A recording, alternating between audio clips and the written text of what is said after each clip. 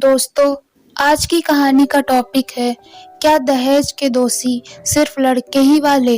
अगर आपको यह कहानी पसंद आए तो हमारे चैनल को सब्सक्राइब और इस वीडियो को लाइक ज़रूर करें। ऐसा हर बार ज़रूरी नहीं है कि दहेज लड़के वाले ही मांगे। शर्मा जी, जिन्होंने अपनी बड़ी बेटी की शादी में बेहिसाब दहेज दिया, जबकि लड़के वालों ने ऐसी कोई फरमाइश भी नहीं की थी। वह तो बस चाहते थे कि बारात की खातिरदारी अच्छे से हो, ताकि वह भी अपने रिश्तेदारों और सगे संबंधियों से नज़र मिला सकें। क्योंकि अपनी बेटी की शादी भी उन्होंने बहुत साधारण ढंग से की थी, इसलिए उन्होंने पहले ही से बहू ज्योति के पापा को साफ इनकार कर दिया था कि उनके घर के किसी भी सदस्य को या किसी रिश्तेदार को लेन देन के फेर में न डालें।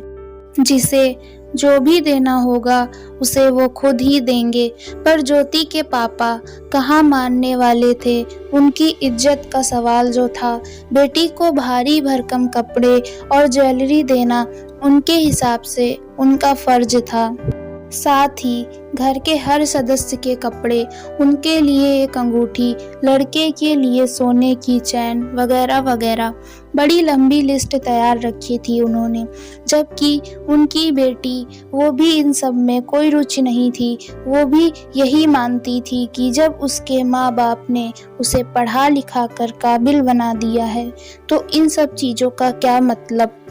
पर वह अपने पापा को यह सब समझाने में नाकाम थी। उसके घर में शादी के बाद उसके प्रयोग की हर चीज़ पापा उसे देना चाहते थे, जैसे bed, sofa, TV, fridge, car वगैरह वगैरह।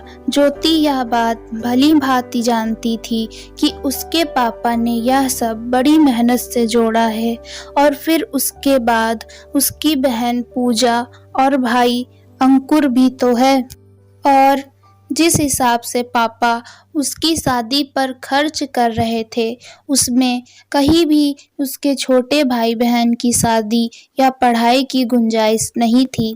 पर पापा ने तो अपना फर्ज अदा कर दिया था। ज्योति शादी के बाद अपने परिवार में काफ़ी खुश थी। घर में सभी लोग काफ़ी अच्छे थे। ज्योति की शादी को लगभग 3 साल हो चुके थे। अब उसकी बहन पूजा की शादी के लिए रिश्ते आने शुरू हो गए थे। पिछले 3 सालों में शर्मा जी अपने व्यापार में काफ़ी नुकसान झेल चुके थे, पर उन्होंने अपने घर के लोगों के अलावा किसी बाहर के आदमी को इसकी भनक भी नहीं लगने दी थी। यहाँ तक कि अपनी बेटी ज्योति को भी उन्होंने इसके बारे में नहीं बताया था। यही वजह थी कि ज्योति के ससुर उसकी बहन पूजा के लिए अपने दोस्त के बेटे का जो रिश्ता लाए थे, यही कहकर लाए थे कि आप बिल्कुल चिंता ना करें, आपके बेटे रोहन के लिए अच्छी लड़की तो है ही, साथ ही लेन देन में भी कोई कसर नहीं रहेगी। क्योंकि वो जानते थे कि उनके दोस्त को लेन देन में विशेष रुचि है। लड़के के पिता भी इस बात से काफ़ी संतुष्ट थे, क्योंकि वो भी ज्योति की शादी में शादी की ठाट बाट से अच्छी तरह वाकिफ थे। ज्योति ने अपने पापा से इस बारे में बात की। शर्मा जी अच्छा रिश्ता सुनकर खुश तो हुए, पर साथ ही उनके माथे पर चिंता की लकीरें आसानी से देखी जा सकती थी, और पूजा इस सब से अच्छी तरह वाकिफ थी। इसलिए उसने ज्योति को अपने कमरे में चलकर बात करने को कहा और ज्योति को घर की आर्थिक स्थिति के बारे में बताया।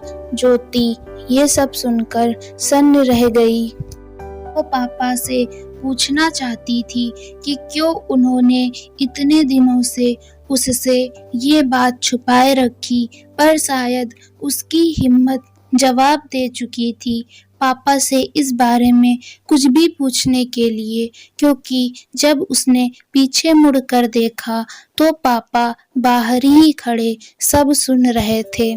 ससुराल पहुंचकर उसने अपने ससुर जी से कहा कि आप अंकल जी से बात कीजिए, मेरे पापा की आर्थिक स्थिति सही नहीं है और वो पूजा की शादी बिल्कुल साधारण ढंग से करना चाहते हैं, पर अंकल जी तो अपने बेटे के लिए बहुत अरमान सजाए बैठे थे।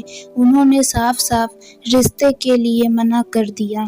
ज्योति के ससुर ने उन्हें समझाने की लाख कोशिश की, पर सब बेकार। हालांकि उनका बेटा शायद लेन-देन में विश्वास न करते हुए शादी से कभी इनकार न करता, पर दूसरे शहर में रहने के कारण उसे इस रिश्ते की कोई जानकारी नहीं थी। ज्योति समझ नहीं पा रही थी कि पापा को क्या जवाब दे, पर वो अगले दिन घर गई तो शर्मा जी ने उससे केवल इतना ही पूछा, बेटी कुछ बात बनी?